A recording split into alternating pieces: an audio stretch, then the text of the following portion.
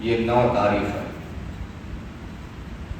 اس وقت موقع پر مدارس اسلامیہ کھلتے ہیں اور تعلیم کا ایک سلسلہ چلتا ہے، پھر یہ شعبان کے مہینے میں یہ تعلیم کا سلسلہ بند ہوتا ہے۔ اس لیے میں نے مناسب سمجھا کہ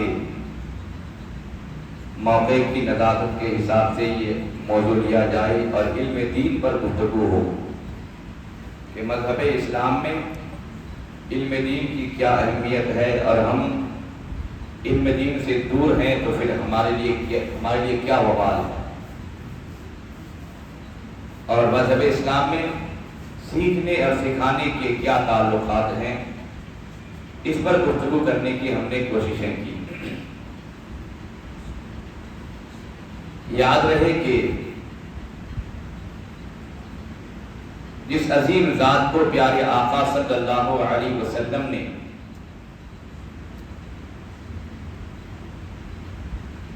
علم دین کا باب قرار دیا اور حضور نے فرمایا کہ میں علم کا شہر ہوں اور علی اس کے دروازے ہیں، وہ باب العلم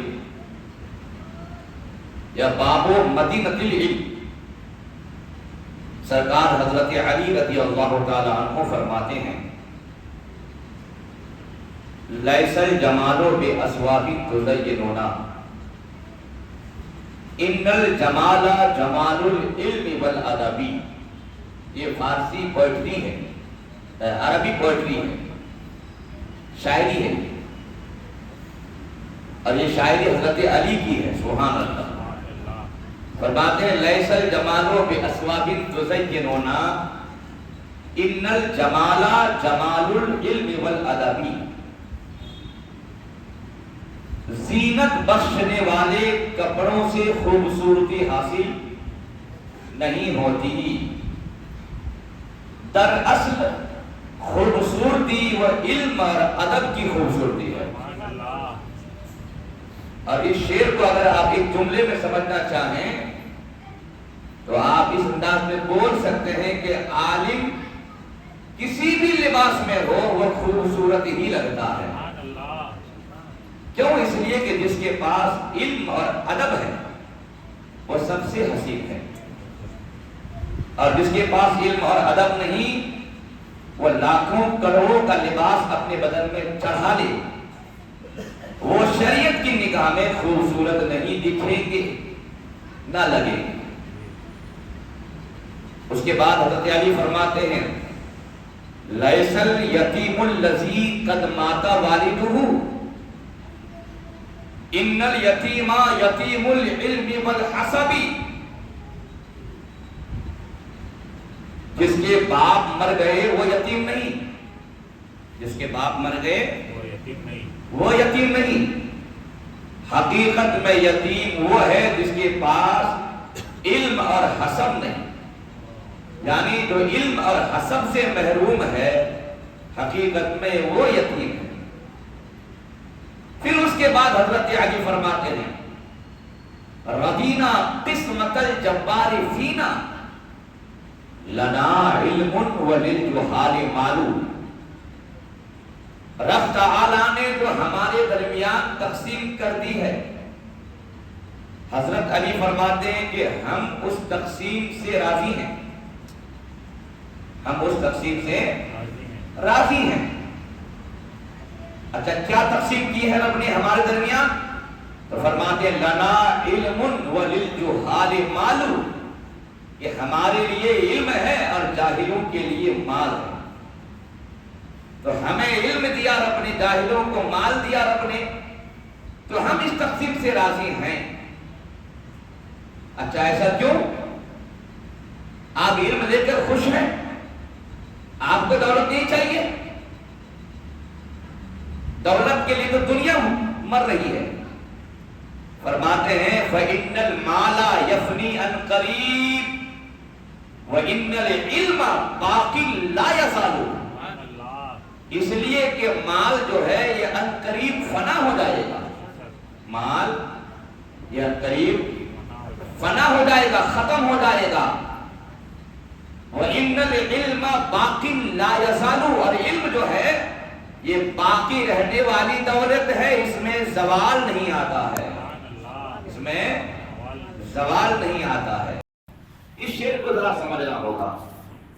آپ جو فرماتے ہیں کہ رضینا قسمت الجبار فینا، جبار نے یعنی رب نے جو ہمارے تعلق سے فیصلہ کر دیا ہے، تقسیم کر دیا ہے، ہم اس پر راضی ہیں، اس لیے کہ ہمارے لیے مال ہے اور جاہلوں کے، ہمارے لیے علم ہے اور جاہلوں کے لیے مال ہے۔ تو آپ کہیں گے کہ صحابہ اکرام میں بہت سارے صحابہ مالدار تھے، تو کیا حضرت علی ان صحابہ کو ہٹ کر رہے ہیں؟ اس کا کیا مطلب ہوگا پھر؟ ہاں، ہم جانتے ہیں کہ حضرت علی گھر کے اعتبار سے غریب تھے اور مزدوری کرتے تھے، تو کیا آپ مالدار صحابہ اکرام کو ٹارگٹ کر رہے ہیں؟ بولیے نا، معاذ اللہ، تو بولیے۔ یہ شعر حضرت علی کا اپنے دور خلافت میں، اس وقت نہ عثمان غنی تھے، سبحان اللہ بھائی، بڑے بڑے جو مالدار صحابہ تھے تقریباً نہیں تھے، یہ اپنے دور خلافت میں یہ شعر فرماتے ہیں، اور اس موقع پر آپ نے یہ بتایا کہ ہمارے لیے علم ہے، یہاں مراد ہے اسلام اور اسلام کے افراد، مسلمان مراد ہیں، کہ ہمارے لیے علم ہے مراد ہے مسلمان، اور جاہلوں کے لیے مال ہے، یہاں اشارہ ہے کافروں کی طرف، ایک بات ہو گئی۔ اور دوسرا اشارہ ہے کہ وہ مسلمان جو مالدار ہے اور مالداری کا شرعی حق ادا نہیں کرتا ہے، وہ مراد ہے کہ جاہلوں کے لیے مال ہے۔ اس کا مطلب کہ کوئی مسلمان مالدار ہے لیکن زکوٰۃ ادا نہیں کرتا، حق شرائع ادا نہیں کرتا ہے، وہ مراد ہے، یا کافر مراد ہیں۔ ورنہ ہی تو ابھی حدیث آپ کو سناؤں گا کہ بھائی دو ہی آدمی پر رشک کرنا ہے، ایک ہے عالم اور ایک ہے مالدار جس نے سخاوت کیا ہو۔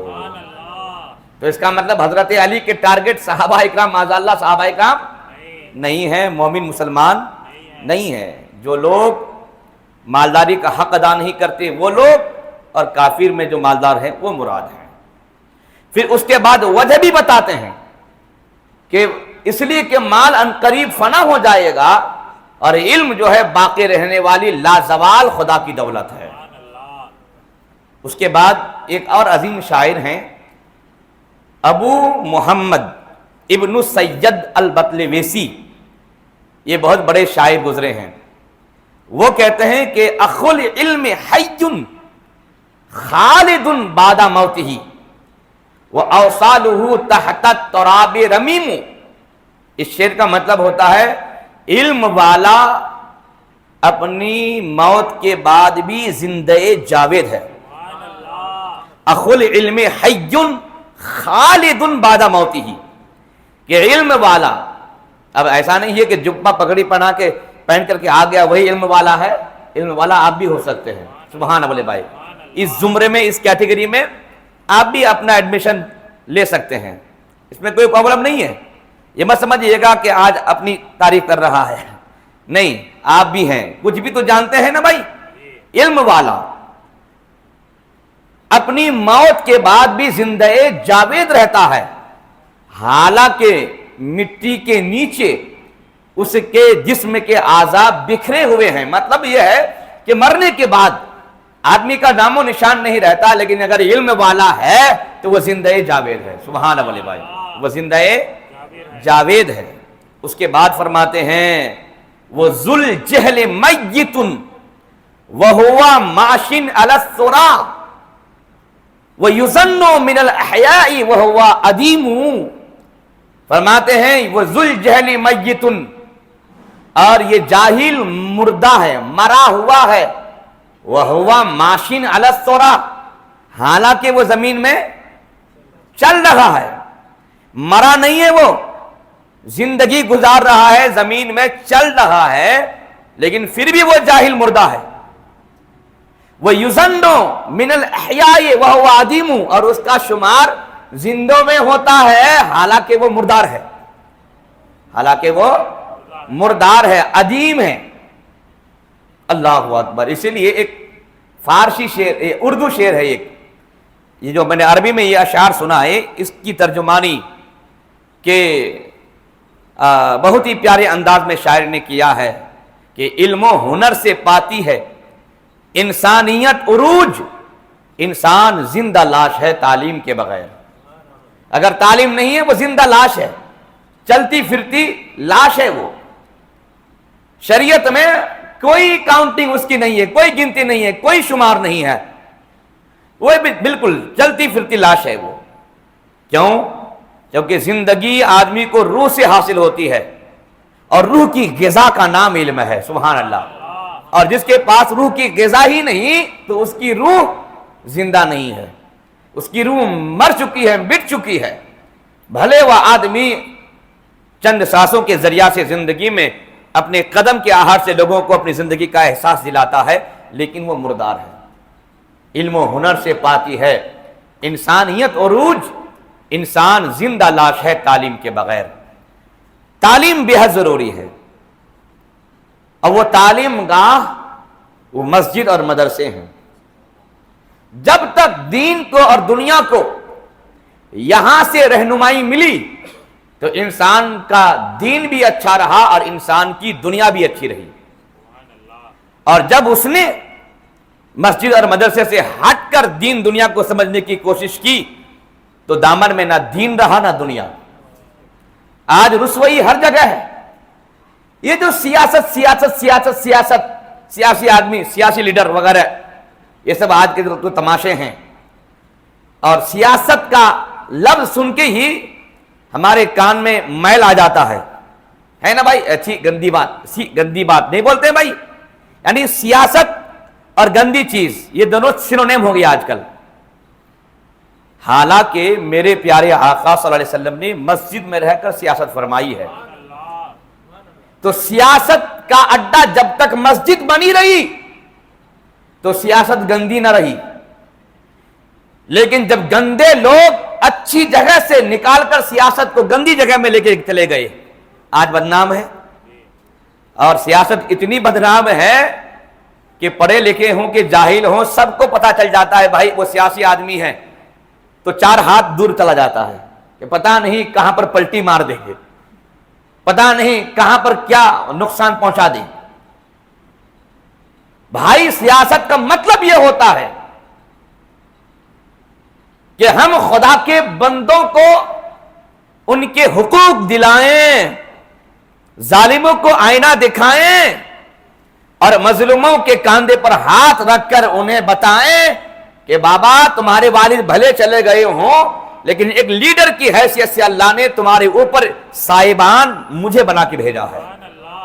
اسے سیاست کہتے ہیں۔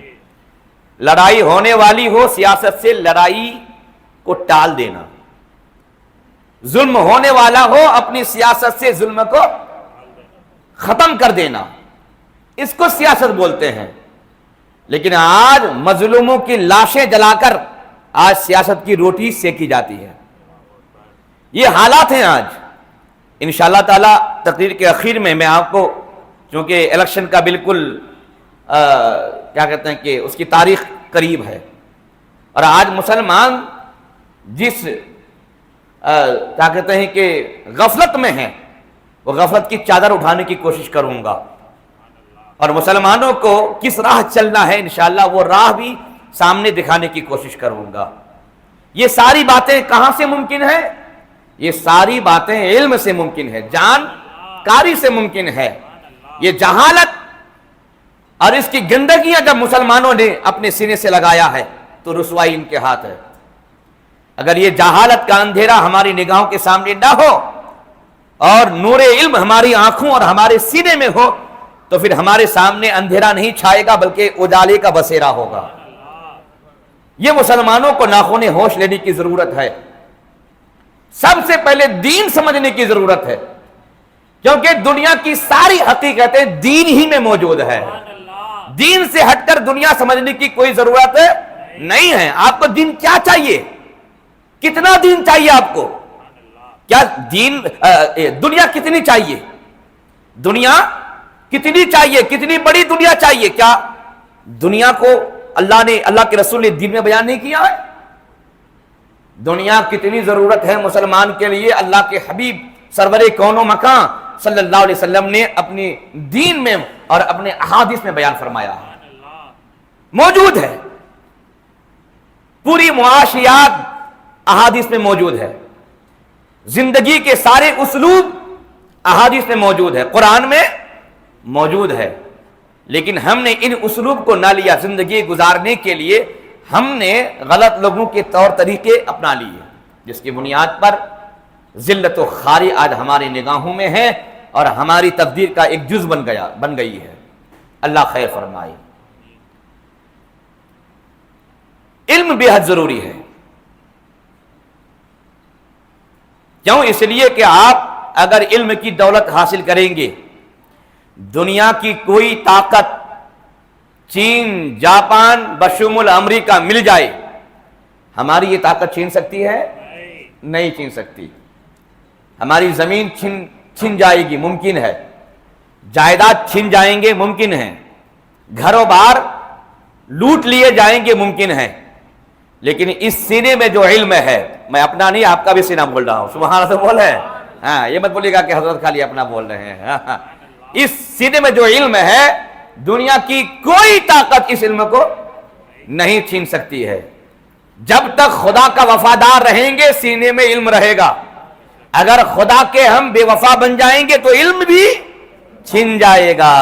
یہ علم چھنتا ہے خدا کے ساتھ بے وفائی کرنے سے، بس. اس کے علاوہ کوئی طاقت دنیا کی اس دولت کو چھین نہیں سکتی ہے. علم اور ادب. آج مسلمان زیادہ پرسنٹیج میں بے ادب ہیں، زیادہ پرسنٹیج میں بے ادب ہیں.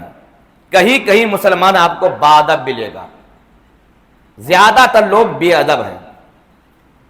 اور علم اور ادب نہ ہو تو وہ آدمی نہ حسین ہے نہ جمیل ہے. علم اور ادب نہ ہو تو وہ آدمی یتیم ہے، وہ آدمی یتیم ہے. میں نہیں کہتا بھائی، باب العلم حضرت علی رضی اللہ تعالیٰ عنہ فرماتے ہیں، ہے نا. اچھا آپ بتائیے کہ جمعہ کے خطابات سے آپ کا علم کتنا بڑھتا ہے؟ بولے بھائی، کتنا بڑھتا ہے؟ الحمدللہ میں اعترافاً کہہ سکتا ہوں کہ ہر جمعہ میں کچھ نہ کچھ ضرور آپ سیکھ کے جاتے ہوں گے، احادیث کے ذریعہ سے، قرآن کے ذریعہ سے، ہے نا. لیکن اگر ہمارا آپ کا معاملہ مسجد کے باہر ہو جائے، کوئی بھی معاملہ ہو جائے، تو آپ ہماری شان میں گستاخی کے حوالے سے ایک کسر نہیں چھوڑیں گے، برباد کر دیں گے آپ. اور یہ ہمارا تجربہ ہے. خالی میں اپنی بات نہیں، ہمارا لفظ بول رہا ہوں، ہمارا یاد رکھیے گا، یہ ہمارا یہ تجربہ ہے. یعنی علماء کرام کا یہ تجربہ ہے کہ ہم نے جس کی ہدایت کی، جس کی اصلاح کی، اگر کبھی بھی کسی اونچ نیچ بات میں تو میں ہو جائے تو بندہ اپنی اوقات یاد دلا دیتا ہے. حالانکہ حضرت علی فرماتے ہیں من علمنی حرفا فقد سیرنی عبدا، جس نے مجھے صرف ایک حرف پڑھایا اس نے مجھے اپنا غلام بنا لیا. آپ سمجھ رہے ہیں میری بات؟ یہ حضرت علی فرماتے جس نے مجھے ایک حرف پڑھایا. تو کیا آپ کی پریکٹس میں یہ ہے نہیں کہ آپ علماء کرام سے سیکھتے ہیں؟ ہے کہ نہیں؟ کیا ایک حرف سیکھتے ہیں؟ بھائی چیپٹر کا چیپٹر سیکھتے ہیں. آپ میں نے آج علم کا چیپٹر لے لیا ہے تو حدیثیں سنیں گے، قرآن سنیں گے. سبحان اللہ بھائی. ایک حرف نہیں، ایک الفابیٹ نہیں، آپ مکمل لیسن سنتے ہیں. تو آدمی کو یہ چاہیے، یہ سمجھنا چاہیے کہ ہم عالم کے ساتھ کس رشتے میں بندھے ہوئے ہیں. وہ ہمارے آقا ہیں اور ہم ان کے غلام ہیں.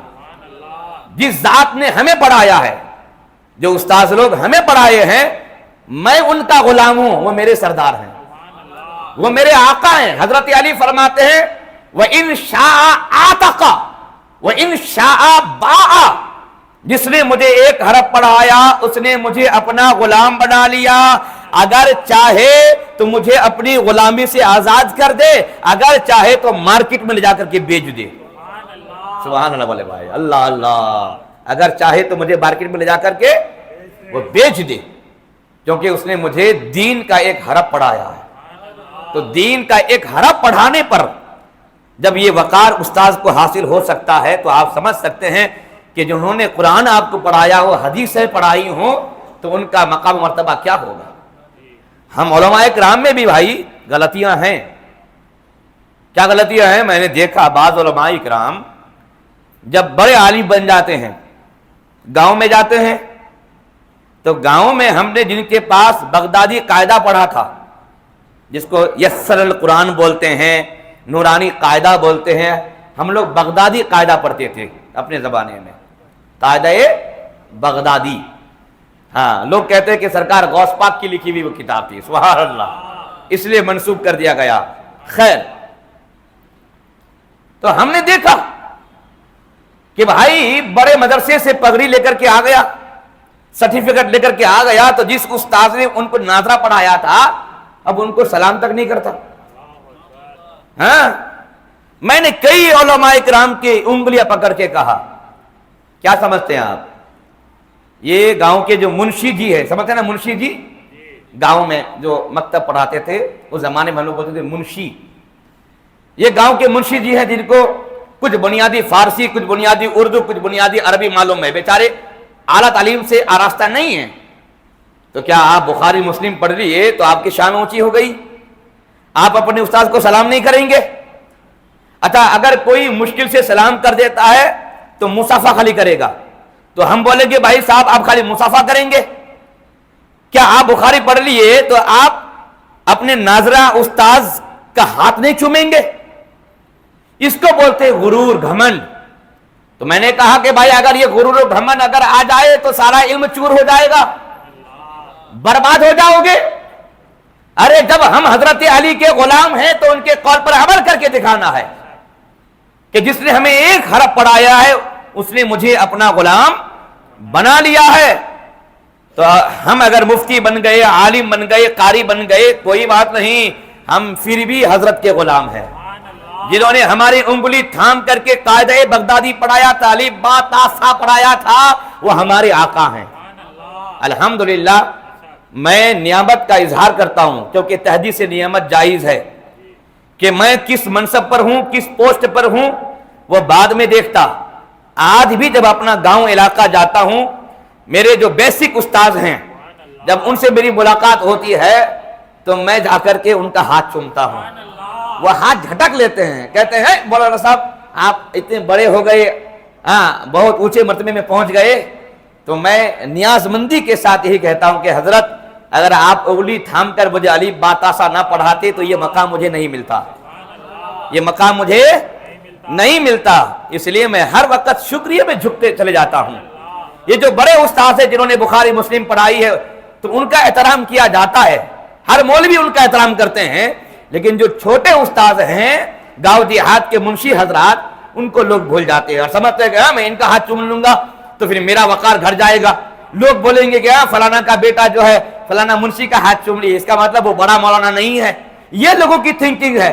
میں کہوں گا صاحب جب آپ اپنی اخلاص کے ساتھ اپنے بیسک استاد کے ہاتھ کو اٹھا کر چوم لیں گے، لوگ کیا کہیں گے نہیں کہیں گے وہ بات کی بات ہے، رب کی رحمت جوش میں آئے گی، آپ کے درجے کو اللہ بڑھا دے گا، آپ کے مقام کو اللہ بڑھا دے گا۔ اسی لیے کبھی بھی کوئی بھی استاذ ہو، آپ بھی بہت سارے اسکول کے استاذ ہیں، مجھے معلوم ہے آج اسکول کالجز کے کیا حالات ہیں، ہے نا، مجھے معلوم ہے۔ اگر عزت بچانی ہے تو اسکول کالجز میں ٹیچنگ مت کرو۔ جو آج کے حالات ہیں وہ بول رہا ہوں، پتہ نہیں بچوں سے کم مار کھا لو گے۔ غلط بول رہا ہوں میں؟ سب کو گھٹنا ٹیک کر اس حقیقت کو ماننا ہوگا۔ میں کئی اسکول کئی کالجز میں گیا ہوں، میں دیکھا ہوں اپنے آنکھوں سے، اللہ کی پناہ، اللہ کی پناہ، اللہ کی پناہ، طلبہ اتنے بھی ادب، استاذ کی توقیر کا کچھ بھی خیال نہیں۔ بالکل بھی نہیں بھائی، ڈائریکٹ استاد سے مذاق کرتے ہیں بچے، استاد سے ہنسی مذاق کرتے ہیں بھائی، ہنسی مذاق کرتے ہیں. اور یہ ترقی یافتہ زمانہ کیا کہتا ہے؟ سب فرینڈشپ کرو، فرینڈشپ کرو، فرینڈلی پڑھاؤ، مزہ آتا ہے. آپ نے دیکھا نہیں کہ معاشرہ ہمارا گیا کہاں؟ جس استاد کی درسگاہ سے ہمیں گھر کا ادب سیکھنا ہے، ہمیں اسی درسگاہ سے جب بے ادبی کی تعلیم ملتی ہے تو ہم ماں باپ کے پاؤں میں رسیاں باندھ کر کے ان کو اولڈ ہاؤس کے حوالے نہیں کریں گے. غلط بول رہا ہوں؟ غلط بول رہا ہوں؟ بتائیے آپ مجھے. آج ماں باپ کے پاؤں میں رسیاں ڈال کر ہمارے بچے جو اولڈ ہاؤس کے حوالے کرتے ہیں، یہ اسی بے ادب تعلیم کا نتیجہ ہے، کیونکہ ہم نے اس درسگاہ سے ادب سیکھا ہی نہیں. اور زینت اور خوبصورتی اس علم سے ہے جس علم میں ادب ہے، اور جس علم میں ادب نہیں ہے اس علم سے کوئی زینت، کوئی خوبصورتی نہیں ہے، بھلے لاکھوں کی ڈگریاں ہمارے پاس موجود ہوں. اور آج وہی معاشرہ ہے، اور اسی معاشرے میں ہم یہ چند سانس لے رہے ہیں. اللہ خیر فرمائے. خاص کر کے اسکول اور کالجز کے حالات اللہ تعالیٰ درست بنا دے، کیونکہ بہت برے حالات چل رہے ہیں، گناہوں کا اڈا بنا ہوا ہے. غلط بول رہا ہوں؟ اسکول کالجز گناہوں کے اڈے بنے ہوئے ہیں. غلط بول رہا ہوں؟ بولے بھائی. ہاں یاد رکھیے گا، اگر اپنی جوان بچیوں کی عزت کی حفاظت چاہتے ہیں تو اپنی جوان بچیوں کو مدرسوں میں داخل کر کے عالمہ فاصلہ بنائیے، اسکول کالجز کی اس بدنما فضا سے بچائیے. اور آپ جانتے ہیں اندر کے حالات کیا ہیں، میں آگے نہیں جانا چاہتا، خیر بہت آگے باتیں چل گئی. جانتے ہیں علم اور ادب کیا چیز؟ مجھے بتاؤ کہ جس ذات کے تعلق سے میرے پیارے آقا نے اپنے زمانے میں فرمایا کہ ایک زمانہ آئے گا کہ لوگ علم تلاش کریں گے، لوگ علم تلاش کر کے نہیں ملے گا، اور علم اٹھ کر کے اوج ثریت کو پہنچ جائے گا. لیکن ملک فارس کا ایک آدمی ہوگا، ملک فارس کا جو اپنے علم کو اور دین کو وہاں سے اتار کر لوگوں کو دے گا. وہ کون ہے؟ حضرت امام اعظم ابو حنیفہ، ہم سب کے امام. سبحان اللہ بولے بھائی، ہم سب کے امام. خیرات الحسان کتاب کا نام. اس کتاب میں امام اعظم ابو حنیفہ کا کیا ادب تھا وہ ادب بیان کیا گیا. امام اعظم فرماتے ہیں کہ جب میرے استاذ حضرت امام حماد رحمت اللہ تعالی علیہ کا انتقال ہوا، میں ہر نماز کے بعد اپنے والد کے لیے اور اپنے استاذ کے لیے مغفرت کی دعا کرتا ہوں. سبحان اللہ بھائی، مغفرت کی دعا کرتا ہوں. اس کے بعد فرماتے ہیں اسی کتاب میں، میرے استاذ کے گھر کے جانب میں نے کبھی پیر نہیں پھیلائے. سبحان اللہ. حالانکہ میرے گھر اور ان کے گھر کے درمیان بہت سارے گھر اور گلیاں موجود ہیں، میں نے کبھی اپنے استاذ کے گھر کی طرف اپنے پاؤں کو نہیں پھیلایا. یہ ہے ادب. وہ تو وقت کے ایسے امام تھے کہ استاذوں سے جب مسئلے حل نہ ہوتے تھے وہ شاگرد حل کیا کرتے تھے. سبحان اللہ. وہ مقام ان کو حاصل تھا، لیکن پھر بھی استاذوں کا ادب دیکھے فرماتے ہیں میں نے استاذ کے گھر کے جانب کبھی پاؤں کو نہیں پھیلایا. ذرا اور اوپر جاتے ہیں، آل بیت اطہار کی بات کرتے ہیں. سبحان اللہ تو بولیں. حضرت عبداللہ ابن عباس، نبی کے گھر کا بچہ، اپنا چچے زاد بھائی، سگا چچے زاد بھائی حضرت عبداللہ ابن عباس. اعلیٰ حضرت فاضل بریلوی نے ملفوظات شریف کے پہلے حصہ کے صفحہ نمبر 76 میں یہ بیان فرمایا ہے. فرماتے ہیں کہ حضرت عبداللہ ابن عباس خود فرماتے ہیں کہ میں حضرت زید بن ثابت کے پاس پڑھنے جاتا تھا، اور یہ زید بن ثابت حضور کے غلام ہیں. سبحان اللہ بھائی. کیا ہیں بولیے؟ غلام ہیں، اور یہ گھر کا بچہ ہے. عبداللہ ابن عباس کہتے ہیں میں حضرت کے پاس زید بن ثابت کے پاس پڑھنے جاتا تھا. ایک دفعہ گیا دیکھ رہا ہوں کہ دروازہ بند ہے، تو میں نے دستک دینا پسند نہیں کیا، ممکن ہے کہ آرام کر رہی ہوں، خلل ہو جائے، نیند ٹوٹ جائے، تو میں کیا کیا کہ میں چوکھٹ پر سر رکھ کر سو گیا۔ ہوائیں تیز چل رہی تھیں، مٹی خاک اڑا اڑا کر کے مجھ پر ڈالتی تھیں، اور میں چوکھٹ ہی پر سو گیا۔ سبحان اللہ، میں نے استاد کے دروازے پر دستک نہیں دی۔ حضرت زید بن ثابت جب بیدار ہوئے، دروازہ کھولے تو دیکھتے ہیں کہ عبداللہ ابن عباس میرے چوکھٹ پر سر رکھ کر سو رہے ہیں۔ آپ نے مٹیاں جھاڑتے کہا اٹھو اٹھو اٹھو اٹھو اٹھو، ارے کب آئے؟ سو گئے یہیں پر۔ کہا جی سرکار بڑی دیر ہو گئی، سو گیا۔ ارے تم نے دستک کیوں نہیں دی؟ کہتے ہیں سرکار مجھے گوارا نہیں ہوا کہ میں آپ کو دستک دوں۔ سبحان اللہ، مجھے گوارا نہیں ہوا کہ میں آپ کو۔ یہ ادب گیا کہاں؟ کدھر ہے یہ ادب آج؟ خاندان رسول کے بچوں کا ادب دیکھیں آپ، اپنے استاذوں کے چوکھٹ میں اس انداز میں جا کر کے مظاہرہ کر رہے ہیں۔ ہم کون ہیں صاحب؟ ہماری کیا بساط ہے؟ ہم کس کیٹیگری میں آتے ہیں؟ کبھی اپنا محاسبہ کریں گے، حساب کتاب کریں گے، خود کو شرمندگی ہوگی۔ غلط بول رہا ہوں؟ خود کو شرمندگی ہوگی، میں اپنی بات کر رہا ہوں، خود کو شرمندگی ہوگی۔ یہ ادب گیا کہاں؟ کدھر گیا؟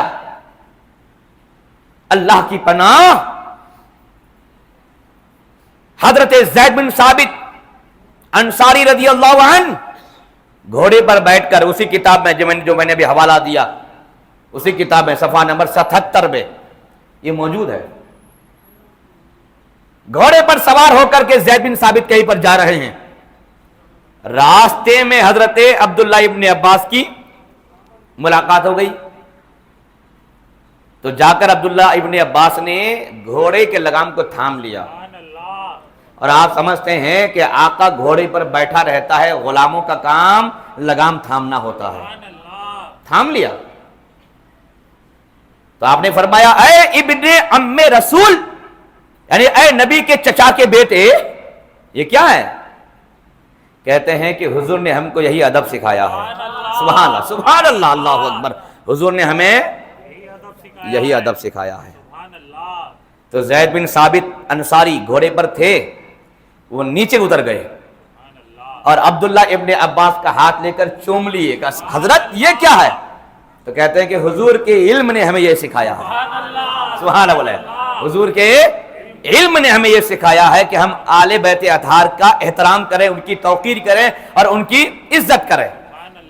استاذ کا احترام بھی حضور نے سکھایا، آپ شاگرد ہو، آپ نے فالو کر لیا، تو آل بیت اطہار کا بھی تو احترام حضور نے سکھایا ہے۔ میں آل بیت اطہار کا وفادار ہوں، میں نے فالو کر لیا۔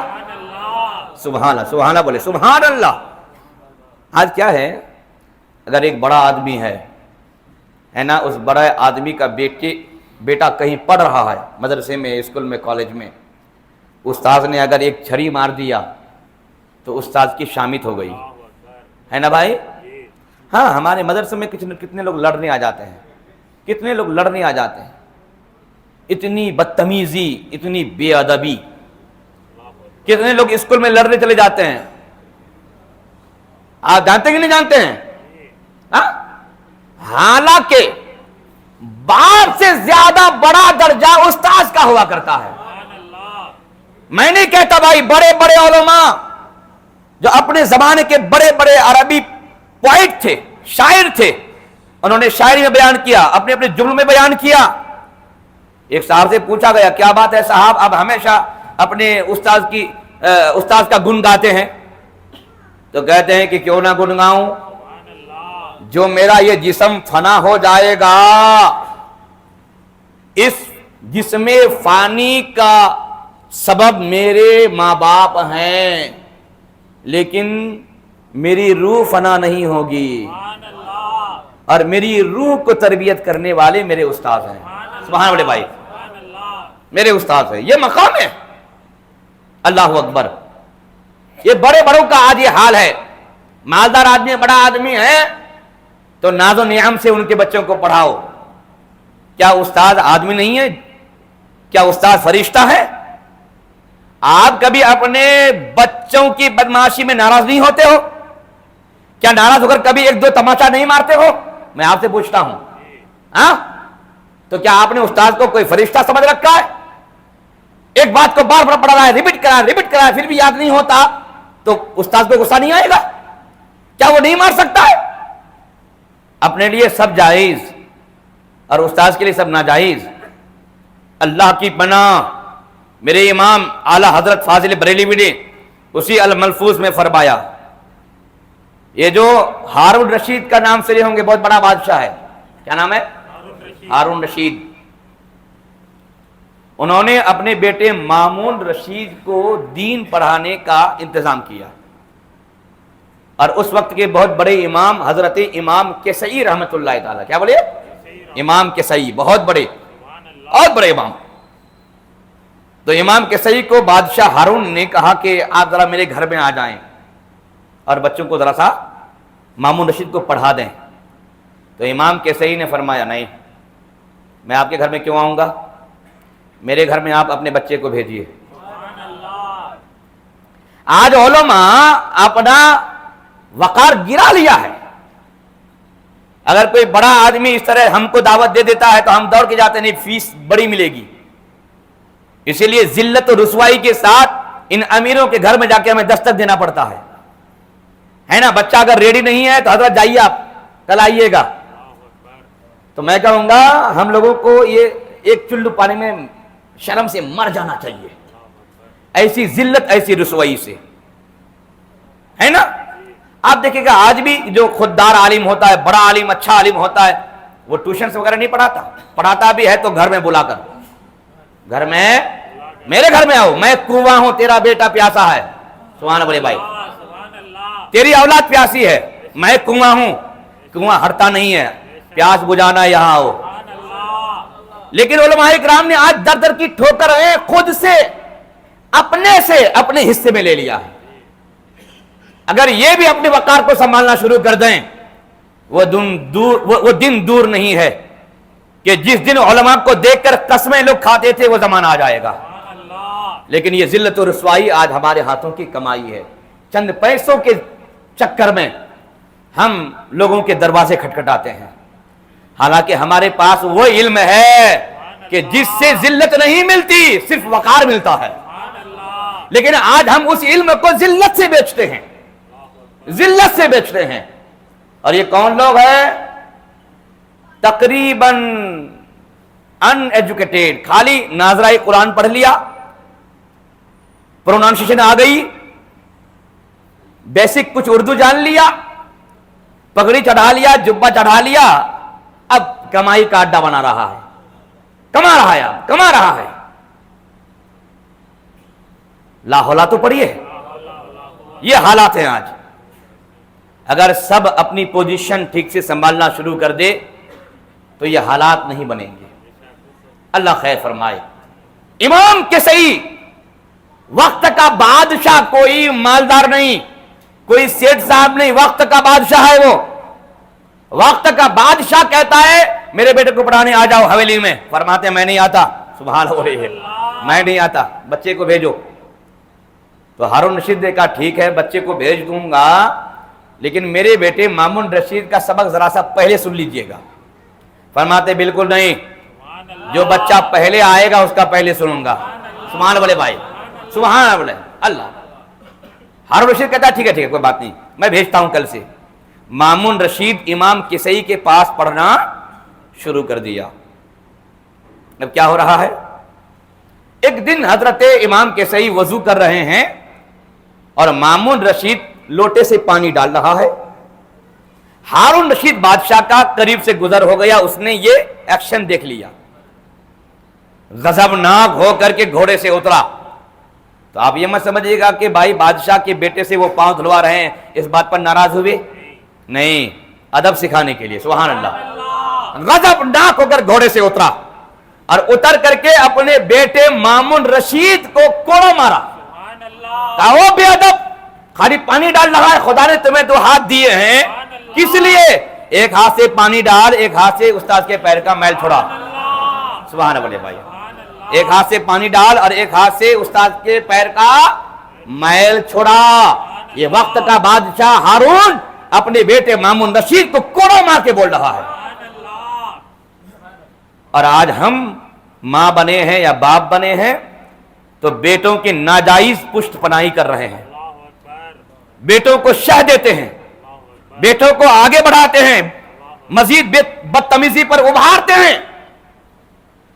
آج تک کسی آدمی نے ایسا کہا, اگر بیٹے نے آ کے شکایت کیا, ابا وہ فلانا ٹیچر نے آج مجھے مارا ہے, تو باپ نے کبھی سمجھایا کہ نہیں بیٹا تم نے غلطی کی ہو, تم کوئی غلطی کیے ہوگے تبھی جا کے مارے ہوں گے. چلو نہ بھی کیے ہو تو استاد نے مارا ہے تو تمہاری بھلائی کے لیے. آج کوئی ماں ایسا, کوئی باپ ایسا نہیں ہے. فوراً انگلی پکڑتا ہے اور اپنی جہالت کا مظاہرہ کرنے کے لیے وہ اسکول یا مدرسہ پہنچ جاتا ہے. یہ دکھانا چاہتا ہے کہ بیٹے کو تو میں پڑھنے دے دیا ہوں, لیکن جیسا میں اٹ جاہل ہوں ویسے بیٹے کو بناؤں گا. جیسا اٹ جاہل میں ہوں, تم کتنے کلاسز کر لو, لیکن کردار تو میں ہی سکھاؤں گا, میری ہی جہالت اپنے بچوں کو دوں گا. غلط بول رہا ہوں میں؟ یہ حالات ہیں آج. اس لیے بچے پڑھنے کے بعد بھی جاہل بنے ہوئے ہیں, پڑھنے کے بعد بھی بے ادب ہیں, پڑھنے کے بعد بھی حقوق نہیں جانتے, اچھی اچھی ڈگریوں کے باوجود بھی رشتہ داری قائم کرنا نہیں جانتے, بھائی بھاری بھرکم تنخواہ وصول کرنے کے باوجود اپنے گھر کے لوگوں کے حقوق کو ادا نہیں کرتے. تو میں کہوں گا کیوں بھائی؟ یہ اپنے ہاتھوں کی کمائی ہے, یہ اپنے ہاتھوں کی کمائی ہے. کتنے بڑی عمر کے لوگ یہاں بیٹھے ہوئے ہیں جو مجھ سے بہت بڑی عمر کے ہیں. آپ لوگ جانتے ہیں نا کہ اس زمانے میں جب بچوں کو داخل کرتے تھے تو کہتے تھے استاذ کو کہ ہڈیاں میری گوشت چمڑے آپ کے. کہتے تھے بھائی, بولے نا بھائی, کہتے تھے ہڈیاں میری گوشت چمڑے آپ کے. یہ کہہ کے آ جایا کرتے تھے, مطلب کہ کچھ بھی کر لو ہمیں اپنے بچے کا علم چاہیے. تو اس زمانے میں بچے نکلتے تھے, ایسے بچے نکلتے تھے کہ ان کا حال بھی سچا ہوتا تھا, ان کا کال بھی سچا ہوا کرتا تھا ہر اعتبار سے. اور آج کیا ہے؟ آج وہ صرف پینٹنگ بڑھیا سے پینٹ کر کے نکالتے ہیں, اور حقیقت کی ایک بارش ہوتی ہے پینٹ دھل جاتا ہے, پھر شیطانی چہرہ باہر آتا ہے. آج یہ حالات ہیں. تو جب آپ علم کو بزنس بنا لو گے, زندگی کی کمائی کا ذریعہ بنا لو گے, تو وہ علم اس دنیا ہی میں آپ کو رسوا کر دے گا. اور جب آپ علم کو اللہ اور اس کے رسول کی رضا کا ذریعہ بناؤ گے, وہ علم دنیا میں بھی آپ کو عزت دے گا اور آخرت میں بھی آپ کو عزت دے گا. یہ ادب, استاذوں کا ادب بے حد ضروری ہے, بے حد ضروری ہے.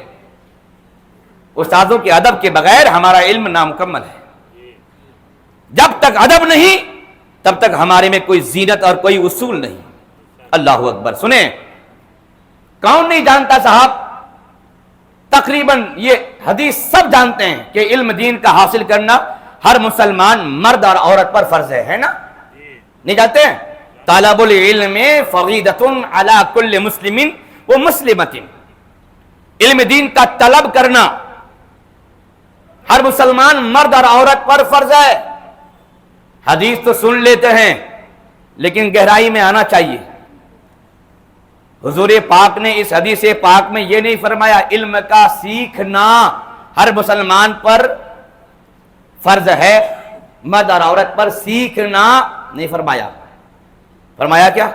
نہیں, لفظ تعلمو نہیں آیا ہے, لفظ طلب آیا ہے. طلب العلم, علم کو طلب کرنا, علم کو طلب کرنا. اس جملے سے میرے آقا کریم نے ہر انسان کو بتا دیا, اگر تمہارے پاس علم نہیں ہے بھکاری بن, علم والے کے پاس جا اور اس کے پاس بھی طلب کر. سبحان اللہ بھائی, اس کے پاس بھی طلب کر. کیوں؟ اس لیے کہ جو علم تمہارے پاس نہیں ہے تم اس کے بھکاری ہو, تم اس کے بھکاری ہو. طلب العلم, علم کو طلب کر. کوئی تیسوار خان تو نہیں ہے کہ تجھے کوئی علم دے کے آئے گا, دینے جائے گا.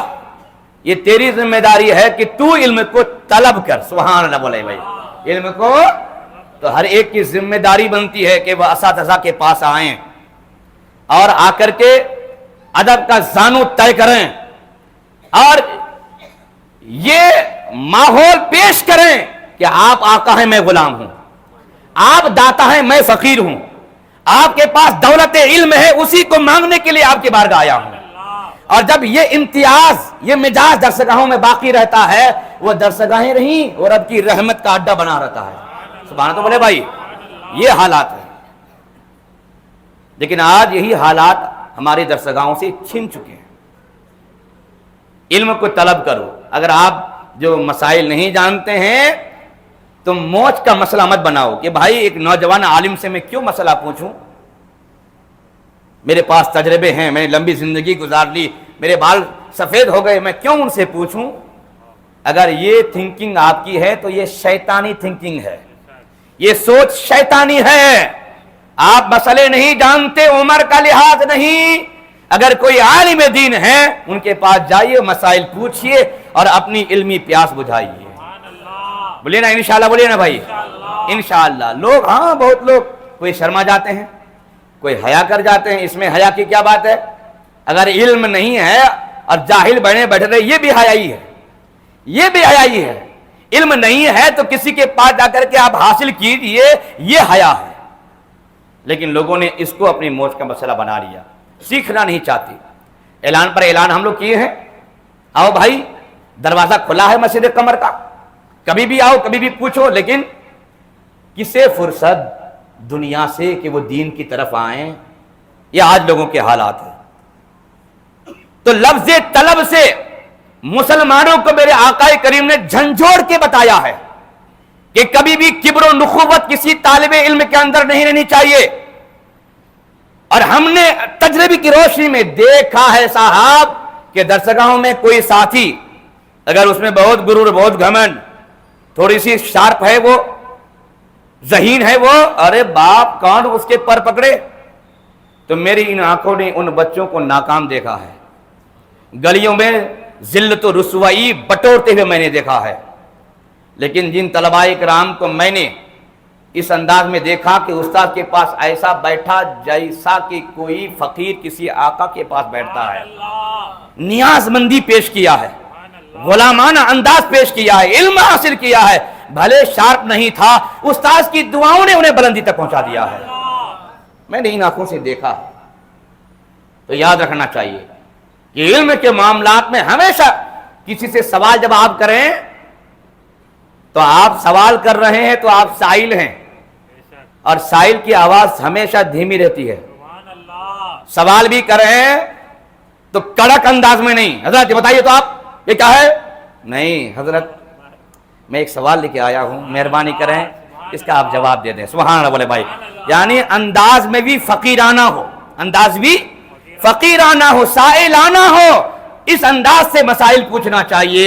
کیا ہوگا؟ اس سے فیضان ملے گا. جو سوال کا جواب دیا جائے گا وہ جواب یاد رہے گا. سبحان اللہ بولے بھائی. علم کی روشنی دل میں آئے گی، پھر آپ بے بہرا کیا کہتے ہیں کہ بہرہ مند ہوں گے، بے بہرا نہیں بنیں گے. یہ حالات ہے. علم دین کے تعلق سے بے شمار احادیث ہیں. بھائی میں تو ابھی طلب علم کی بات کر رہا ہوں. ہمارے اور آپ کے پیارے آقا نے ہمیں ڈیوٹی بھی دیا ہے. کیا دیا ہے؟ کہ جمعہ میں یا دیگر پروگرامات میں جو سن لیتے ہو تمہاری ڈیوٹی وہاں سے بنتی ہے کہ سن کر کے کانوں میں، دل میں، دماغ میں محفوظ نہیں رکھنا ہے، دوسروں تک پہنچانا بھی ہے. سبحان اللہ بولے بھائی. دوسروں تک. سب سے یہ جو کتاب العلم میری نگاہوں کے سامنے ابھی ہے، مشکات المصابیح کی، اس میں جو پہلی حدیث ہے میرے آقا نے لوگوں کو سب سے پہلے یہی ڈیوٹی دی ہے. سبحان اللہ. آقا فرماتے ہیں بلغوا انی، کیا فرماتے ہیں؟ بلغوا انی ولو آیہ وحدثوا عن بنی اسرائیل ولا حرج ومن کذب علی متعمدا فلا یتبوأ مقعدہ من النار. صحیح بخاری کی یہ حدیث پاک اور راوی حضرت عبداللہ ابن عمرو ہے. میرے آقا ارشاد فرماتے ہیں کہ مجھ سے لوگوں تک پہنچاؤ ولو آیہ. اور یہاں آیت کا معنی قرآنی آیت نہیں ہے بلکہ آیت کا معنی یہاں ٹکڑا ہے. مجھ سے لوگوں تک پہنچاؤ اگرچہ دین کے علم کا ایک ٹکڑا ہی کیوں نہ ہو، ایک ٹکڑا ہی کیوں نہ ہو، مجھ سے لوگوں تک پہنچاؤ. تو آپ بولو گے بھائی حضور نے فرمایا ہے مجھ سے، تو حضور تو ابھی ظاہری حیات میں ہے ہی نہیں، تو یہ ڈیوٹی ختم، یہ ڈیوٹی ختم ہو گئی۔ اس لیے میرے آقا نے فرمایا کہ میں نے علماء کو اپنا وارث بنایا ہے، اور کوئی نبی درہم اور دینار کا کسی کو وارث نہیں بناتا بلکہ علم و ہنر کا وارث بناتا ہے۔ اس لیے اب قیامت تک یہ سلسلہ علماء سے جاری رہے گا۔ سبحان اللہ بھائی، تو اب مجھ سے کا مطلب یہاں ہو جائے گا کہ جب تک میں اس ظاہری دنیا میں ہوں مجھ سے، اور جب میں ظاہری دنیا سے چلا جاؤں گا میرے نائبوں سے۔ سبحان اللہ بھائی، میرے نائبوں سے۔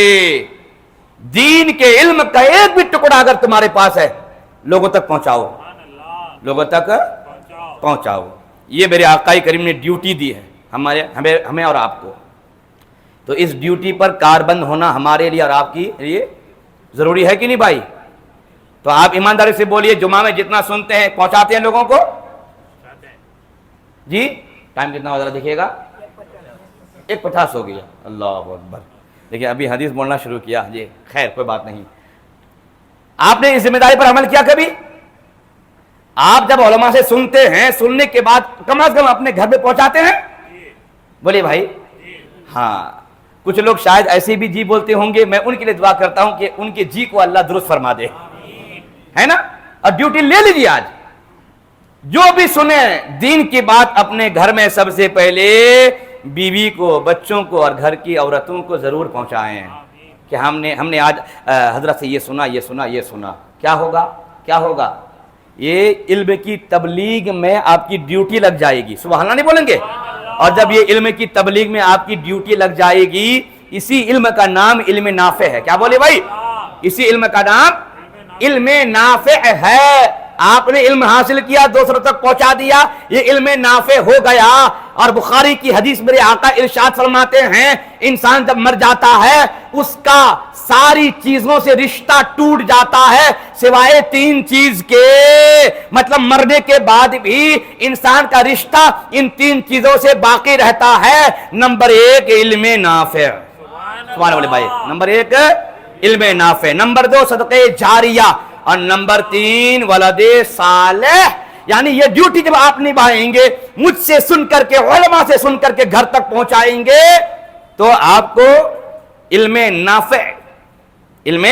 نافع عطا کیا جائے گا۔ اور یہ علم نافع کا مطلب ہی ہوتا ہے دوسرے کو فائدہ پہنچانا۔ تو گھر تک آپ جب پہنچا دیے تو فائدہ پہنچا دیا، ڈیوٹی ہو گئی۔ یہ آنکھیں بند ہو جائیں گی، سانسوں کا رشتہ ہم سے ٹوٹ جائے گا، لیکن یہ علم نافع کا رشتہ ہم سے نہیں ٹوٹے گا۔ ہم مر جائیں گے لیکن قیامت تک یہ جو ہم نے سلسلہ علمی قائم کر دیا ہے نا، اس کا ثواب ہمارے نامہ اعمال میں لکھا جائے گا۔ سبحان اللہ بھائی، یہ ضرورت کی چیزیں ہیں۔ اسی لیے جو بھی سیکھیں لوگوں تک پہنچانے اور لوگوں کو سکھانے کی کوشش کریں، تاکہ آپ علم نافع پہنچانے والوں کی کیٹیگری میں آپ آ جائیں اور ثواب جاریہ آپ کا بن جائے، اور قیامت تک آپ کے نامہ اعمال میں نیکیاں موجود ہوں۔ سبحان اللہ بھائی، اللہ تعالی ہم سب کو اس پر عمل کی توفیق عطا فرمائے۔ میں